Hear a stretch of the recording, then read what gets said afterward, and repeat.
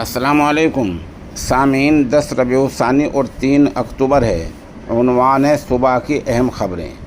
उत्तर प्रदेश के कुंडा असम्बली हलके से एमएलए रघुराज प्रताप सिंह उर्फ राजा भैया अपने हथियारों को लेकर एक बार फिर सुर्खियों में हैं। गुज़िश्ता दिन दशहरे के मौके पर उन्होंने अपने हथियारों की पूजा की है। इस दौरान 200 से ज़्यादा मुल्की और गैर मुल्की हथियार वहां नजर आए। इन हथियारों में पिस्टल, 12 बोर की बंदूक, रिवाल्वर, राइफ़ल और 30 कार्बाइन जैसे हथियार मौजूद थे। बता दें, इससे पहले उनकी बीवी ने इल्ज़ाम लगाया था कि राजा भैया के पास जो हथियार हैं वो सिक्योरिटी को ख़तरा हैं। उसका भी उन्होंने जवाब दिया है और ये कहा कि जितने हथियार उनके पास हैं मैं उन सब का लाइसेंस शुदा हूँ, लाइसेंस याफ्ता हूँ। हर हथियार का मेरे पास लाइसेंस हैं। इस वीडियो में आप देख सकते हैं राजा भैया किस तरह हथियारों की पूजा कर रहे हैं। उधर आज जुमे की नमाज के मद्देनज़र नमाज से पहले बरेली में पुलिस हाई अलर्ट पर है। इतनी हाई अलर्ट पर है कि इसमें नेट की खिदमत बंद कर दी गई। नेट आज बंद है बरेली का। उधर RAF के 8,500 जवान, 13 CO, 700 सब इंस्पेक्टर, PST की 10 कंपनियाँ लगाई गई हैं और ड्रोन से निगरानी की जा रही है।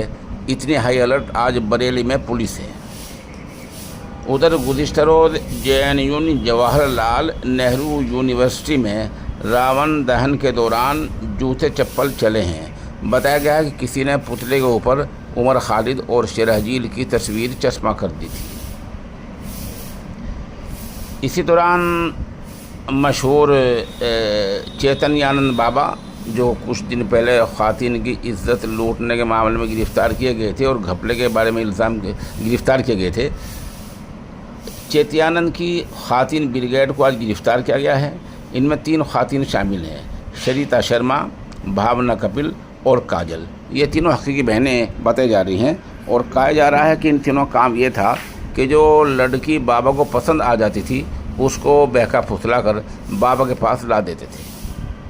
खबर आ रही है कि मौलाना तौक़ीर रज़ा खां को पनाह देने वाले फ़रत खां का मकान आज सील हो जाएगा।